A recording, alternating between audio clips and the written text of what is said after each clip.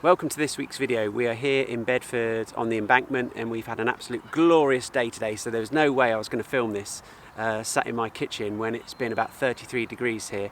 So if you've clicked on this video, there's three reasons. Either you're already subscribing to me, thank you, or you're looking to get into photography, or maybe you've got a camera and you're thinking, right, now what do I do with it? So stay tuned and I'll take you through the first steps and considerations you would want to take if you want to get into photography.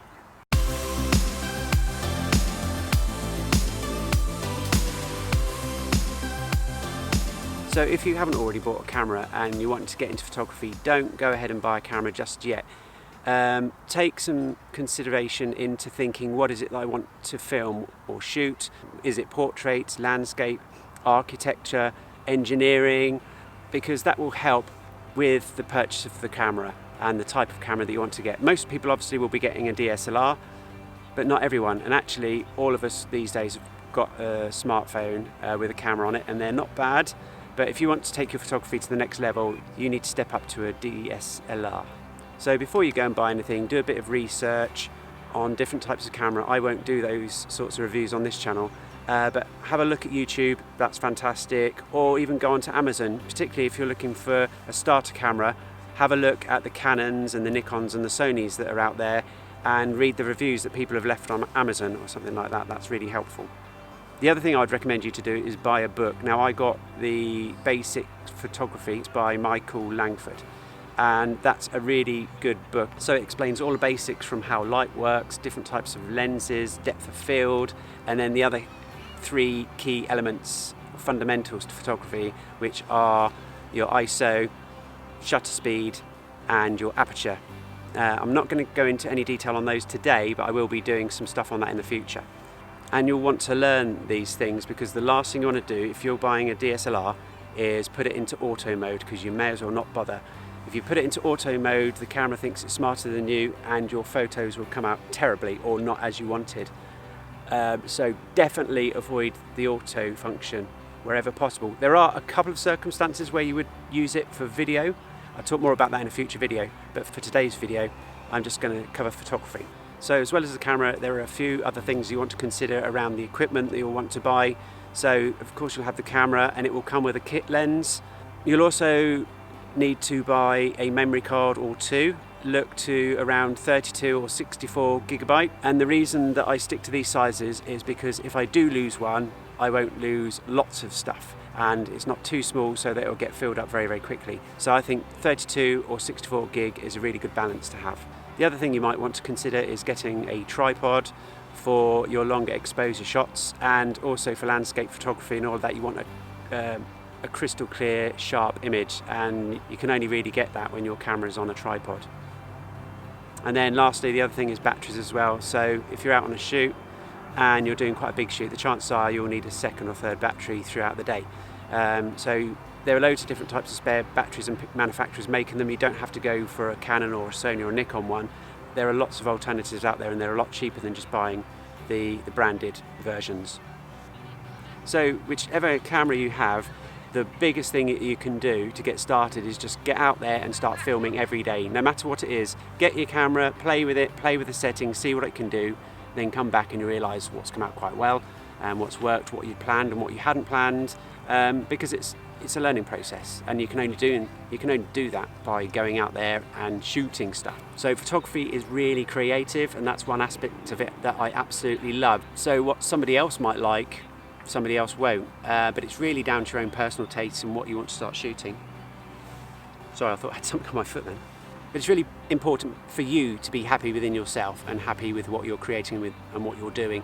I find myself being my own biggest critic, and as I've been taking more and more photographs, I've been getting better, realising the mistakes that I've made, or something's not come out quite right, but I've learned how to correct it for the next time, and you can only do that by going out there and shooting. There's no other way. Just get out there, start shooting, and enjoy yourself. That's really important as well. So when you buy a camera, a DSLR camera, some will say don't use the kit lens that comes with it. Now I disagree with that. Start with that kit lens and start shooting with it, and you'll soon realise why you need to buy another lens. And again, it helps with the learning, so you can start seeing the limitations of that kit lens. most often kit lenses, they're a lot cheaper and the apertures don't open up as much, so the amount of light they let in is reduced, which means in lower light it makes the pictures more difficult to achieve, and then also you can't get that nice blurred background because your aperture doesn't open up wide enough. That makes pictures really nice because you want your subject to stand out. So once you understand the limitations of your lens, you realise what type of lens you'll need to buy. And there are different types of lenses. There are zoom lenses which will go from one number out to another, and you can have zooms from quite wide angles going to a narrow angle, but then you have some really big zooms that zoom in very, very far.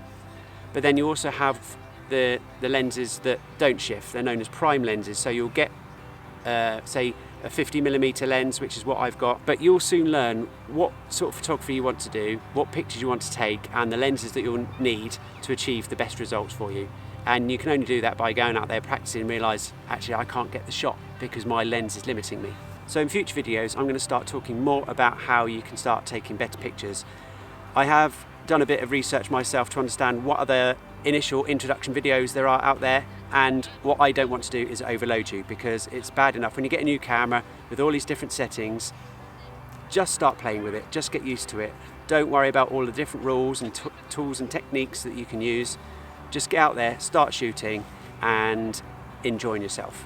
I am an amateur photographer and my channel is very much geared at amateur photographers. I don't profess to be a professional or an expert at all, but I have learned over the last 10-15 years, I have learned how to take better pictures. So if you found this video useful and you'd like to learn more, think about subscribing and hitting that button, because from now and throughout the series I'm going to be taking you through how you can start creating better pictures. Once I've got through that, then I'm going to move on to videography and videos. But I think it's really important before you start taking videos that you learn a bit about photography and understand how light works, how different lenses work. So when it comes to taking videos, you'll make much better videos.